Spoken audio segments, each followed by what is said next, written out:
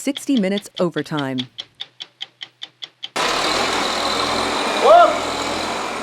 Our story this week centers on the city of Odessa, Ukraine, which is a city of about 1 million people on the southern coast on the Black Sea.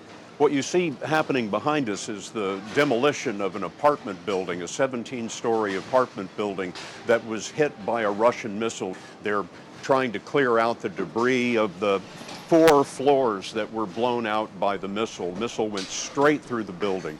8 people were killed. 1 3-month-old child was killed in the attack. We don't know why the Russians would attack a civilian apartment building in a city like Odessa, but the evidence certainly is plain. Odessa has not been hit as hard as some of the cities out in the east. Mariupol, for example, which is a city of about 400,000 people, has just been absolutely leveled. But Odessa has been hit almost daily. This happened just a few days before we arrived, and then on our first day of shooting here, there was a bombing of a bridge, and then today, as I speak to you now, there was a second bombing of the same bridge just an hour or 2 ago. One of the remarkable things that we keep running into is the difference between what people in Russia understand about this war and what everyone else in the world understands about this war. The Russians have a complete news blackout. It's literally against the law to report on the war in Ukraine inside Russia. And we received a stark reminder of that as we were talking to a family at one of the World Food Program food distribution sites. A woman named Hannah told us that her parents live in Russia, and she's been talking to them on the phone, trying to explain to them what was happening in Ukraine, and her parents wouldn't have it.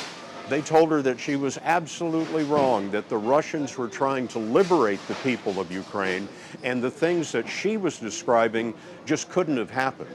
They were talking to their own daughter.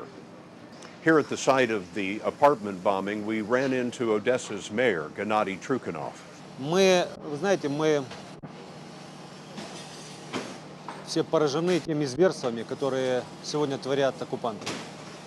Я до сих пор не могу себе представить, с кем мы столкнулись.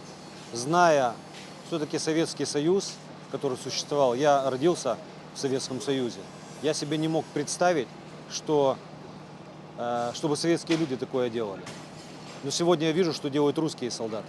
Русские солдаты сегодня насилуют наших женщин. Русские солдаты сегодня убивают детей. Русские солдаты сегодня убивают гражданских беззащитных людей.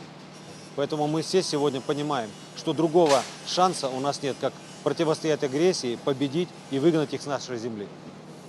In all the wars that I've covered in a long career now, in Central America, Afghanistan, Iraq, South Sudan, I have never seen this kind of wholesale destruction of civilian neighborhoods.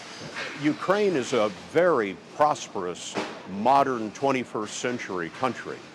High-rise office buildings and apartment buildings like the one you see behind me. And particularly in the east and in the northern suburbs of Kyiv, the Russians have just shelled and bombed neighborhoods block after block after block, killing civilians, putting their bodies into mass graves. It is the most shocking thing that I have ever seen in a war setting in my entire career. It is industrial madness, in my view. So the people of Ukraine are continuing to fight on, an amazing feat of arms, pushing the Russians out of the area of the capital city, and still continuing to fight to the last man in the east. It is a remarkable story of courage and perseverance.